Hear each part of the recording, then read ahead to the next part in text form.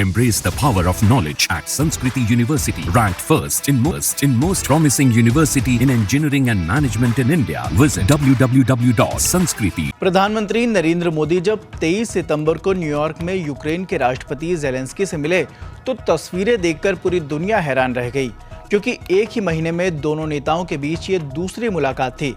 New York में दोनों नेताओं के बीच द्विपक्षीय बातचीत हुई। बैठक के बाद प्रधानमंत्री नरेंद्र मोदी ने सोशल मीडिया पर लिखा कि न्यूयॉर्क में राष्ट्रपति ज़ेलेंस्की से मुलाकात हुई।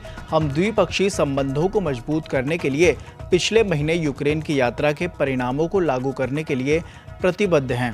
साथ ही पीएम ने यूक्रेन में संघर्ष के जल्द समाधान और शांति और स्थिरता की बहाली के लिए भारत के समर्थन की भी बात कही।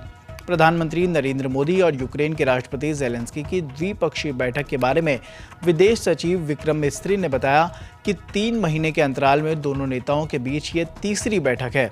द्विपक्षीय मुद्दों के साथ साथ रूस और यूक्रेन संघर्ष से जुड़े मुद्दों पर भी उनकी चर्चा हुई। राष्ट्रपति ज़ेलेंस्की ने इन मुद्दों पर भारत की सजगता की बहुत सराहना की। वहीं ज़ेलेंस्की ने भी प्रधानमंत्री मोदी को धन्यवाद दिया। उन्होंने प्रधानमंत्री मोदी की यात्रा की बहुत सराहना की।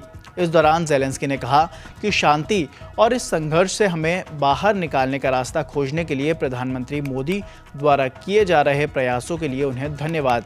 दोनों पक्षों ने इस बात की सराहना की कि द्विपक्षीय संबंधों में कई मुद्दों पर सकारात्मक तौर पर विकास देखने को मिला है।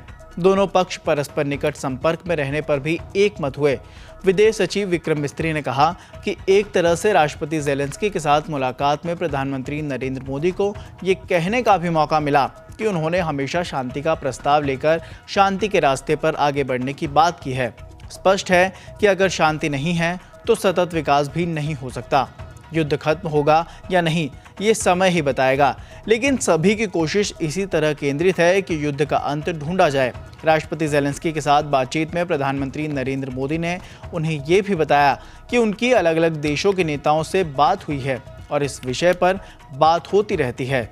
सभी की राय यही है कि किसी न किसी तरह हमें युद्ध में संघर्ष विराम का रास्ता निकालना पड़ेगा और इस संबंध में हमारी कोशिशें भी लगातार जारी हैं।